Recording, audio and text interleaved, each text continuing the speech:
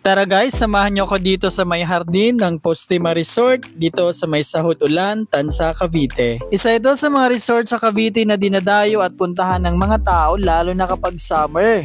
Kasi nga guys, mura na ang entrance fee tapos free pa yung cottages nila. Malawak ang area, malawak ang parking lot at higit sa lahat, free at walang bayad. So ang first step natin ay of course magre-register para malaman nila kung ilang tao ang papasok sa loob ng resort. Ang day tour pala nila ay 100 pesos, ang night swimming nila ay 150 pesos at ang 24 hours naman nila kung gusto mo magstay ng ganong katagal ay 250 pesos. At take note guys, lahat ng cottages nila ay free kaya kung gaano kayo karami, walang problema. Kung gaano karami ma-occupy nyo na table, walang problema dahil lahat yun ay free. Kaya kung single ka, wala kang kasama, tropa lang, team building o kaya buong pamilya, pwedeng dito dahil hindi na problema yung area dahil napakalawak at free of charge pa lahat ng table na mau-occupy nyo. And of course, malinis yung pool, malawak at mayroon mga lifeguard na lagi nagmo-monitor. Yung swimming pool nila mayroong 4 feet at hanggang 6 feet meron din para dun sa mga mahihilig tumalon sa mga malalalim. So ganito karami yung mga cottages nila na pwede nyo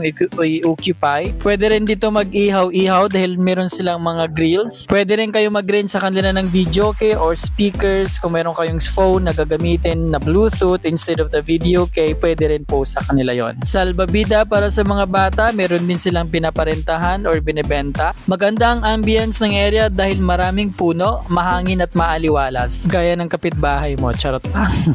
Madali po siyang hanapin sa Waze. Itatype nyo lang ang hardin ng Postima Resort at makikita nyo na po siya sa Waze. Meron din ito mga playground para sa mga bata at sa mga feeling bata. Tapos itong area na to ay 2 feet para din sa mga bata. Maraming variety of cottages ang pwede nyung pagpilian depende sa dami ng pupunta sa resort.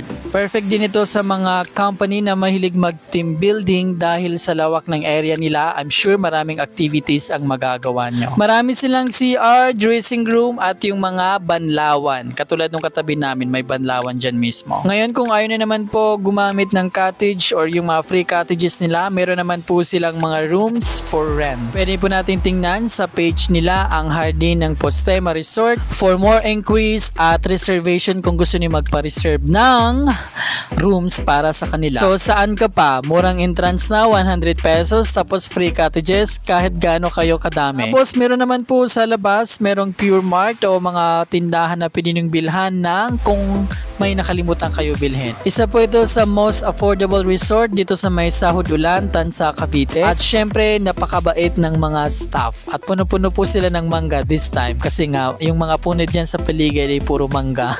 Tapos ito naman yung sa may main entrance nila kung gusto nyo mag-drop off ng yung mga kasama nyo doon sa may main gate para hindi na sila maglakad from the parking area. Tapos nag-renovate sila at dinagdag nila itong isang malaking pool. May 2 slides. Meron din sa pambata kaya for sure this coming summer punong-puno na naman ito. Meron din playground dito sa harap ng bagong renovated pool. Ang nagustuhan ko dito ay mga staff nila mababait at laging nakangiti. Sa mga drone enthusiasts, pwede po kayo magpalipad ng drone dito sa may resorts nila. Pag galing ka ng PITX at Naik bus yung nasakyan mo, sabihin mo lang bababa ka ng Sahod Ulan kasi pupunta ka ng hardin ng Postima Resort. Pwedeng lakarin pero meron ding mga tricycle na nag-aabang papasok sa resort. Kaya tara na dito sa Cavite dahil masaya dito. Ako po pala si Han. Maraming salamat sa panonood. Bye-bye!